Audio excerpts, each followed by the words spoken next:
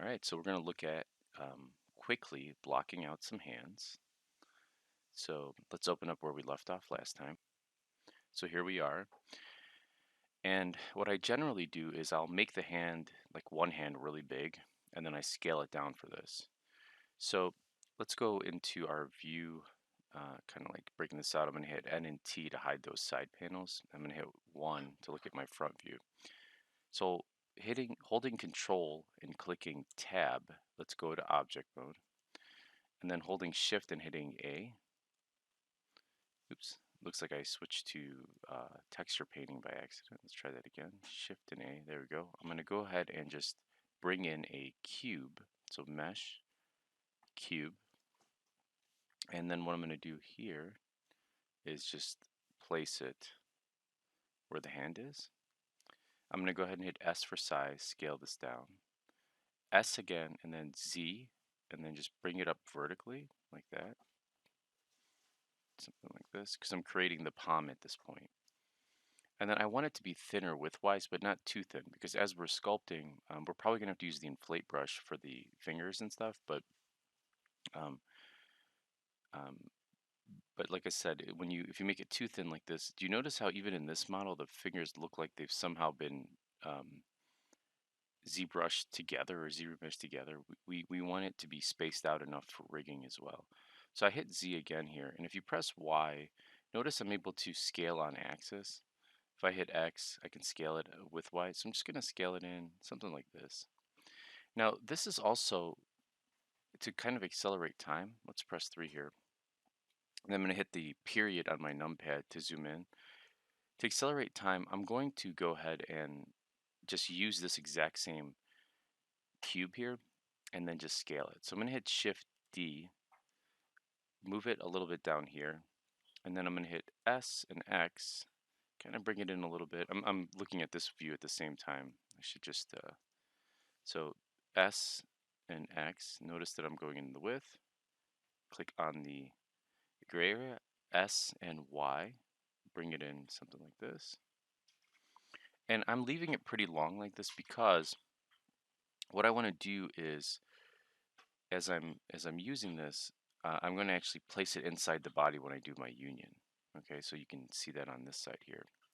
So the way I generally do this is I'll let's hit Shift D to duplicate this. But these two side fingers are actually rotated out. I place them intersecting that corner here, this corner piece. So let's zoom in a little bit like that. So I'm going to hit R to rotate. I'm going to rotate this one and then move it in this way. Now, if you forgot how to get it so that the axis faces the normal, it's just up here because by default it's on global. You can switch it to normal this way. So let's do that to this one. So I'm going to click on that, hit R, just rotate that. And what's nice about using the hotkeys is it remembers where you left off last time. And if I hit T here, notice that I left off on the move tool. So it makes my life a little bit easier. What I should have done, I'm going to undo this, is duplicate this here, here, and then here. So what I'm going to do is I'm just placing it now, just kind of placing my fingers something like this. And then I'm going to hit R, rotate it just a little bit this way. So I'm fanning out my fingers. I'm going to hit R, rotate this one out a little bit. And I'm giving myself ample spacing between the fingers because what this area here, when I go to sculpt it, is going to become the webbing between the fingers. This raised area is going to become the knuckle. Now, because we remesh constantly, um, while we're doing this stuff, we want to make sure that we don't get too detail crazy, right? And which I mean, honestly, I'm that way though. I love adding details. I don't mind resculpting. I don't find it like if my program crashes, I'm kind of one of the weirdos who doesn't even really care if I've spent all this time working in it because I know when I redo it, it's going to look that much better. And I actually just absolutely love doing this. So if you're like me in that respect, it's okay to have to redo if you don't mind redoing it. So one more we need is our, and again, Shift D, R to rotate. We need our thumb. So here we go. We'll get this guy in here. Now remember what we're doing here is we're actually fanning this out, right? So I'm going to scan this up a little bit on the Y, like that, and then S, Z, and just make my thumb a bit fatter. All right, so now our fingers are, if we look at it like this is our thumb, right? This can be kind of confusing. This would be our pointer finger, our middle finger, our ring finger, and our pinky. Okay, so what's nice about having this in here is I can just kind of eyeball the scaling in like that. So I'm like, okay, so that should be a little bit longer. These two are roughly the same size. Now, depending, most people, their ring finger is a little bit longer than their pointer finger, right? So this is our pointer finger next to our thumb.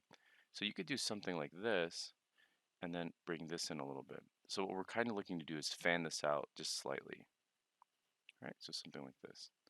All right, I'm going to Control S, and actually I'm going to save off a copy of this. So let's just do save as, just so I have it, and this is going to be